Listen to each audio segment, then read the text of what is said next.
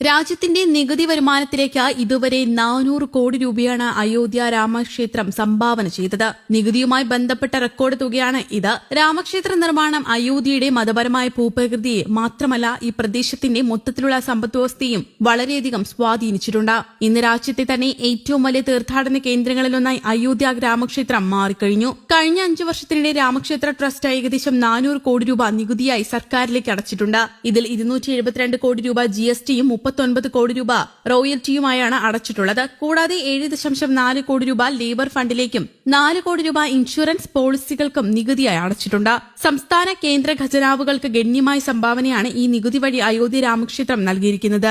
ക്ഷേത്ര നിർമ്മാണത്തിന്റെ ആരംഭഘട്ടം മുതൽ തന്നെ ഭൂമി രജിസ്ട്രേഷൻ, മാപ്പ് ക്ലിയറൻസ്, റവന്യൂ നികുതി എന്നിവയ്ക്ക് ട്രസ്റ്റ് 5 കോടി രൂപ ചെലവഴിച്ചു. ഭൂമി ഏറ്റെടുക്കലിന്റെ സ്റ്റാമ്പ് ഡ്യൂട്ടിയായി 29 കോടി രൂപയാണ് ട്രസ്റ്റ് സർക്കാരിലേക്ക് നൽകിയിട്ടുള്ളത്. ക്ഷേത്രത്തിന്റെ നിർമ്മാണ സമയത്തെ വൈദ്യുതി ബിൽ മാത്രം 10 കോടി രൂപയാണ് അടച്ചിട്ടുള്ളത്. നിലവിൽ ദിവസം തോറും വലിയ ഭക്തജന തിരക്കാണ് അയോധ്യ രാമക്ഷേത്രത്തിൽ അനുഭവപ്പെടുന്നത്. കഴിഞ്ഞ ഒരു വർഷത്തിനുള്ളിൽ 5 കോടിയിലേറെ ഭക്തർ രാമക്ഷേത്രത്തിൽ ദർശനം നടത്തി. മഹാകുംഭമേള സമയത്ത് മാത്രമായി 1 കോടിയിലേറെ ഭക്തരാണ് രാമക്ഷേത്രത്തിൽ എത്തിയിരുന്നത്. ഇന്ന് ഉത്തർപ്രദേശിന്റെയും രാജ്യത്തിന്റെയും സാമ്പത്തിക ഭൂപടത്തിൽ ഒരു സുപ്രധാന സ്ഥാനമായി മാറിയിരിക്കുകയാണ് അയോധ്യ രാമക്ഷേത്രം. അതേസമയം അയോധ്യ രാമക്ഷേത്രം രാഷ്ട്രീയ നിയമ വിവാദങ്ങളുടെ ചരിത്രത്തിനിടയിൽ 2020 ഓഗസ്റ്റ് 5-നാണ് നിർമ്മാണം ആരംഭിച്ചത്. 4 വർഷം പൂർത്തിയാകുന്നതിന് മുമ്പ് ക്ഷേത്ര നിർമ്മാണ ആദ്യഘട്ടം പൂർത്തിയായിരുന്നു.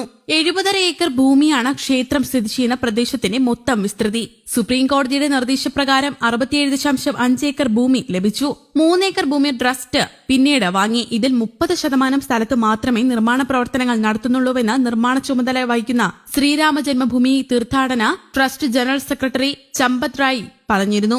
രാജ്യത്തിന്റെ വിവിധ പ്രദേശങ്ങളിൽ നിന്നെത്തിയ മാധ്യമ പ്രതിനിധികൾക്ക് നിർമ്മാണ പ്രവർത്തനങ്ങൾ റിപ്പോർട്ട് ചെയ്യാനായി സംഘടിപ്പിച്ച സന്ദർശന വേളയിൽ അദ്ദേഹം കാര്യങ്ങൾ വിശദീകരിച്ചിരുന്നു. മൊത്തം ഭൂമിയുടെ വടക്കുഭാഗത്തായാണ് ക്ഷേത്രം സ്ഥാപിച്ചിരിക്കുന്നത്.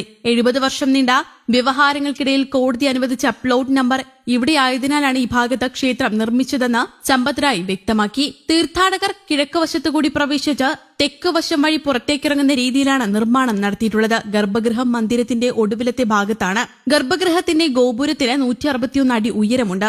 3 നിലകളിലായാണ് ക്ഷേത്രം രൂപകൽപ്പന ചെയ്തത്. താഴത്തെ നിലയിലാണ് രാംലല്ലയുടെ പ്രതിഷ്ഠ. 1-ാം നിലയിൽ രാമനും അമ്മയും സഹോദരങ്ങളും അടങ്ങുന്ന കുടുംബവും ഹനുമാനും. ശ്രീകോവിൽ പൂർണ്ണമായും രാജസ്ഥാനിൽ നിന്നുള്ള വെളുത്ത നിറമുള്ള മക്രാന മാർബിൾ പാകിയിരിക്കുകയാണ്. വിവിധ നിറങ്ങളിലുള്ള മാർബിളുകൾ ക്ഷേത്രത്തിനുള്ളിലെ കരകൌശല വേലകൾക്കായി ഉപയോഗിച്ചിട്ടുണ്ട്. മധ്യപ്രദേശിലെ മണ്ഡലയിൽ നിന്നാണിത് എത്തിച്ചത്.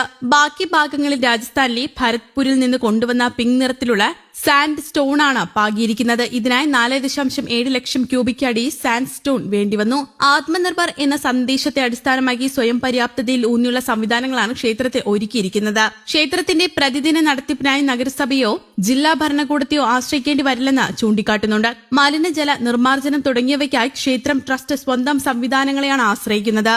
News desk, Kerala Kaumudi.